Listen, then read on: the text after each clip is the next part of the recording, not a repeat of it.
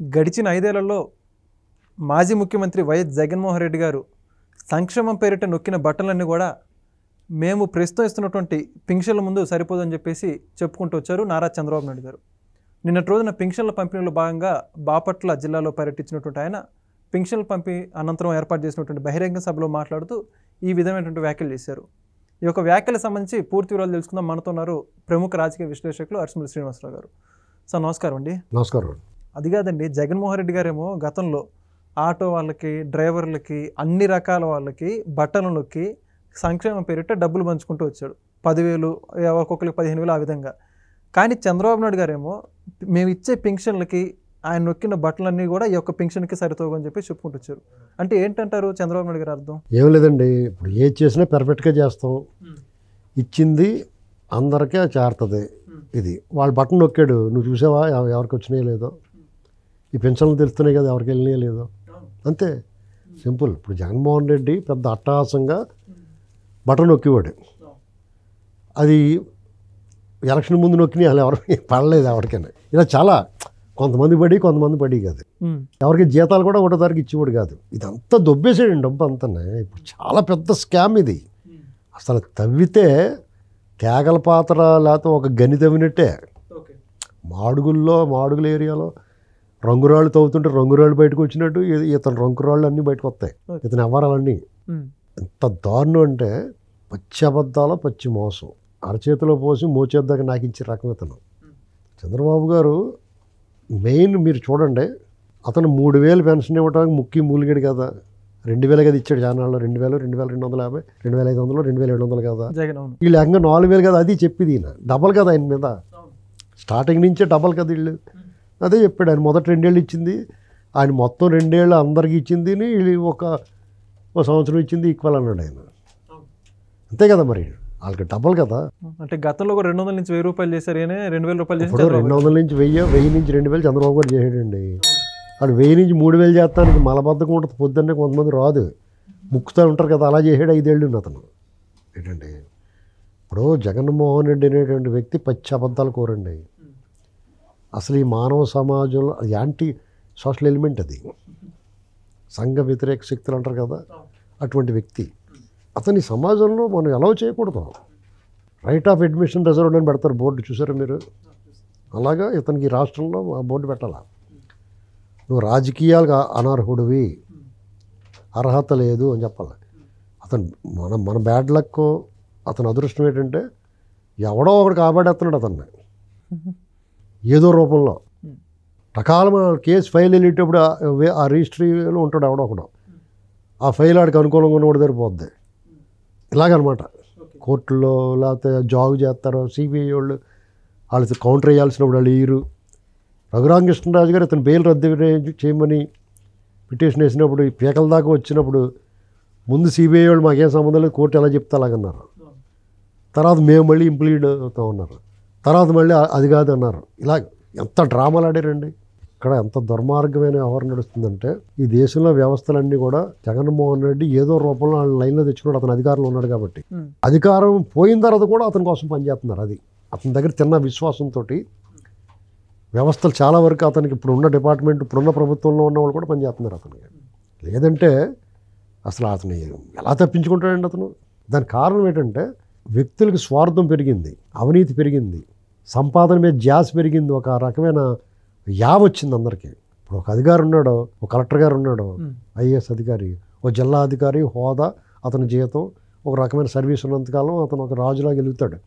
దాన్ని తృప్తి పడేవారు, లేదు మంచి పని చేసాం, ప్రజలకే సర్వీస్ చేసాం అనుకునేవారు, ఆల్ ఇండియా సర్వీస్ అన్నట్టుగా. ఇప్పుడు అలా కాదు. వాళ్ళ ఆవిడ అడుగుతుంది, ఆవిడకో కారు కావాలి, వాళ్ళ పిల్లలకి 2 కార్లు కావాలి, వాళ్ళు పెద్ద పెద్ద యూనివర్సిటీలో చదవాలి, డబ్బు కావాలి మూడంతా. ఇవన్నీ కావాలంటే జీతం మీద కుదరదు కదా. అప్పుడు కూడా చిలకొట్లు కొట్టుకున్నా కానీ సాల్తలేదు. ఇప్పుడు పెద్ద పెద్ద గుమ్మడికాయలు తినేయాలి ఇప్పుడు వాళ్ళు. జగన్మోహన్ రెడ్డి దానికి మప్పాడు, వీళ్ళు మరిగారు, ఐఏఎస్లు ఐపీఎస్లు ఉన్నాయి. కొంచెం చంద్రబాబు గారు దాని కుదరదు కదా, అందుకని అతనే కావాలని కోరుకుంటారు వాళ్ళు. అలా హెల్ప్ చేశారు అతనికి. ఆ హెల్ప్ చేయడం అంటే అతని నేరంలో భాగస్వాములు అయ్యారు, అతను చేసిన నేరంలో వీళ్ళు భాగస్వాములు అయ్యారు కాబట్టి చచ్చినట్టు వీళ్ళు కూడా కాపాడుతూ ఉంటారు అతన్ని. అదే జరుగుతుంది, అంతే సింపుల్. ఇక్కడ ఇంకేం లేదు. వ్యవస్థల్లో ఉన్న వ్యక్తులందరినీ మడతెట్టేసి పాడు చేసాడు, 200 మందిని పాడు చేసాడు. ఏంటండి దానివల్ల వచ్చిన ముప్పు ఇది. అతను ఇష్టమైన మాట్లాడతాం, లేదా నేను బటన్ నొక్కాను, అమ్మ నీకు వచ్చినాయి డబ్బులు వచ్చినాయా, ఈ 10 నెలలు అయింది వీళ్ళు వచ్చి ఆల్రెడీ పెన్షన్లు ఇచ్చేస్తున్నారా, పెన్షన్ పెన్షన్లు సిలిండర్లు ఇచ్చేసారా ఏంటండి, ఇప్పుడు డిఎస్సీ వేసేస్తున్నారా, తర్వాత బస్సులు రేపు మాపు బస్సులు ఇస్తారా, అమ్మకు మందును ప్రకటించారు కదా, ఎప్పుడు ఇస్తారో, రైతు భరోసా ప్రకటించారు కదా, కూడా చెప్పారు. ఇవన్నీ కాకుండా ఉద్యోగస్తులు అందరికీ కూడా 1వ తారీఖు జీతం ఇస్తున్నారు, వాళ్ళ బకాయిలన్నీ కూడా రిలీజ్ చేశారు, వాళ్ళందరూ టకమని డబ్బులు పడిపోయినాయి. అసలు ఇది సాధ్యం అనుకున్నా, నేను సాధ్యం అనుకోలేదు. నేను వీళ్ళు చేతులు ఎత్తేస్తారు అనుకున్నాను. నేను ఇక్కడ మొత్తం నాకేసిపోయాడు కాబట్టి. పైగా జీడిపి ఏం తగ్గలేదు. కారణం ఏంటి, అతను 2000 పెన్షన్ ఇచ్చి ఇంతమందికి డబ్బులు వేసినా ఎలాగుందో, వీళ్ళు 4000 పెన్షన్కి ఆ డబ్బు ప్రజలకు చలామణిలోకి వస్తుంది కదా. ఇక రేపటి నుంచి ఆ తల్లికి వందనాలు అవి వచ్చినాయి అనుకోండి, మళ్ళీ బయటకు వస్తాయి, మనీ ఫ్లో ఉంటుంది. ఇక్కడ జగన్మోహన్ రెడ్డి డబ్బుని బయటికి రిలీజ్ చేశాడు కాబట్టి అదే తిరిగి వచ్చి కనపడుతుంది. మరి మధ్యలో ఏం కనపడకుండా పోయింది కదా, మొత్తం లాగేసాడు కదా. ఇలా అలా కాకుండా మొత్తం అంతా బయట కనపడుతూ ఉంటుంది. ఇప్పుడు నెక్స్ట్ ఏంటంటే చంద్రబాబు నాయుడు గారు ఇప్పుడు నిర్మాణ రంగం ఊపందుకుంది. అమరావతి నిర్మాణం జగన్మోహన్ రెడ్డి ఉన్నాళ్ళ పడుకుందా, ఇవాళ కార్మికులందరూ దిగేస్తున్నారు పొలవమంటనే, ఆ కంపెనీలన్నీ కన్స్ట్రక్షన్ మొదలవుతాయి, ఎంత యాక్టివిటీ పెరుగుద్ది అక్కడ. అమరావతిలోనే కాదు, రాష్ట్రం అంతా రకరకాల యాక్టివిటీస్ పెరిగిపోతున్నాయి. మరి మనీ ఫ్లో ఉంటుంది కదా, ట్యాక్సుల రూపంలో వస్తుంది, వాళ్ళకి ఖర్చు పెట్టి డబ్బులు. వైజాగ్లో భోగపురం ఎయిర్పోర్టు, అనకాపల్లి అక్కడ ఇవన్నీ పోర్ట్లు. ఇది మనం వీళ్ళు చెప్పుకోవడం కూడా చేత కాదండి. టీడీపీ వాళ్ళు సరిగ్గా అధికార ప్రతినిధులు అన్నవాడు రోజు రాడ్ వేసేయాలి జనాలకి, ఎవడో చెప్పాలన్నట్టు చూస్తూ ఉంటారు వాళ్ళు. మరి ఎవరు చెప్పాలో తెలియదు వాళ్ళకి, వచ్చి కూర్చొని చెప్పాలి కదా రోజుని. ఇప్పుడు ఇదిగో ఇవాళ ఇది జరిగింది, ఇందుకో ఇంత వచ్చింది, ఇలా చేస్తున్నాం అని జనాలకి ఎక్కించాలి కదా. ఎక్కించడం ఎవడన్నా అతను వచ్చి నేను మళ్ళీ వచ్చేస్తాను 30 ఏళ్ళు ఉంటాను నేను, ఎలాగొస్తావురా నువ్వు అని చెప్పాడు చెప్పాలి కదా. వీళ్ళు ఇంత బాగా చేస్తున్నప్పుడు నీ ఎక్కడి నుంచి వస్తావు నువ్వు జైల్లో పోయేలాగా ఉంటేని అని చెప్పాలి కదా.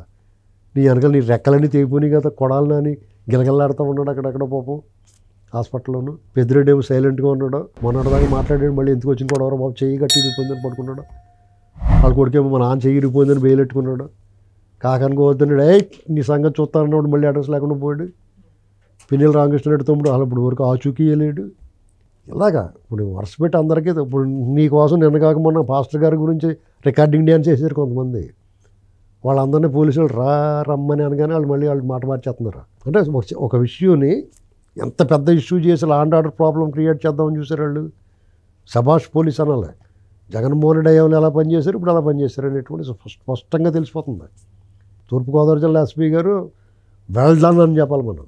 అసలు ఆ చివరి నుంచి ఈ చివరి వరకు మొత్తం బొమ్మలాగాడు ఆయన. నోళ్ళు మూసి తాళాలు వేసేసుకున్నారు వీళ్ళందరూ ఉన్నాయి. అసలు ఎంత దారుణంగా మాట్లాడారండి. అసలు చాలా ఉపద్రవం.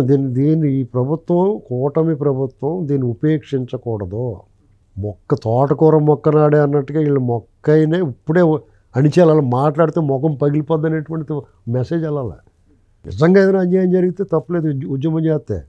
అసలు అక్కడ ఏమీ లేని దాని పెద్ద ఉద్యమాలు, గొడవ, అడావడి, అసలు సంబంధం లేని విషయం తీసుకొచ్చి ప్రభుత్వానికి ఏం సంబంధం అందులో ఏంటండి. అక్కడ బాబాయ్ని చంపేసిన దాని గురించి ఒకడన్నా మాట్లాడాడు. ఆ విమలారెడ్డి చూడు సిగ్గు లేకుండా ఎలాగొచ్చిందో. వాళ్ళ మేనకోళ్ళు పాపం అంత పోరాటం చేస్తుంది. అవినాష్ రెడ్డి చాలా మంచోడు అంట. అంటే దగ్గర కూర్చొని చంపేసినోడు మంచోడా, ముక్కల కింద దరికిచ్చేసినోడు. అసలు ఆ మాటలు ఎలాగొస్తున్నాయండి, దైవజనులు అని చెప్పుకుంటారు. అలాంటి అబద్ధాలు ఆడొచ్చాళ్ళు. దీన్ని బట్టి వాళ్ళు వదిలేయాలి అందరూ. మీరు క్రైస్తవుల్లో ఉండడానికి అర్హత లేదు మీకు అని దూరంగా పోవాలి వాళ్ళకి. అన్ని అబద్ధాలు ఆడేసి అంత నెత్తురితో చేతులు కడుక్కుంటారు వాళ్ళు, నెత్తురితో స్నానం చేస్తున్నారు వాళ్ళు. ఆ మనుషులు పచ్చి రక్తదాహం వాళ్ళకి. ఒక శవం కనపడిందంటే వాళ్ళు వాలిపోతారు రయ్యమంటే వచ్చేసి. ఆయన పాటికైనా ఎక్కడో ఏదో ప్రాబ్లం ఉందో ఏముందో పాపం ఆయనకి. నిజంగానే దురదృష్టం అది. ఆ పాస్టర్ గారు ఇలాంటివన్నీ చేస్తున్నారు వాళ్ళు. అది డబ్బుల విషయంలో చంద్రబాబు నాయుడు గారు చేసే స్కీమ్ ఏదైనా సరే పర్ఫెక్ట్గా ఉంటుందండి. ఆయన ఎక్కడ ఒప్పుకోడు పర్ఫెక్ట్గా, లేకపోతే చేదస్తమైనకి. అది చాలామంది అర్థం చేసుకోవడంలో లోపం ఉంది. వీళ్ళు చెప్పడం కూడా సరిగ్గా రాదు. ఇక నుంచైనా ఏమైనా జాగ్రత్తగా చెప్పుకుంటారేమో చూద్దాం. Thank you. Please subscribe to Leo News for more videos.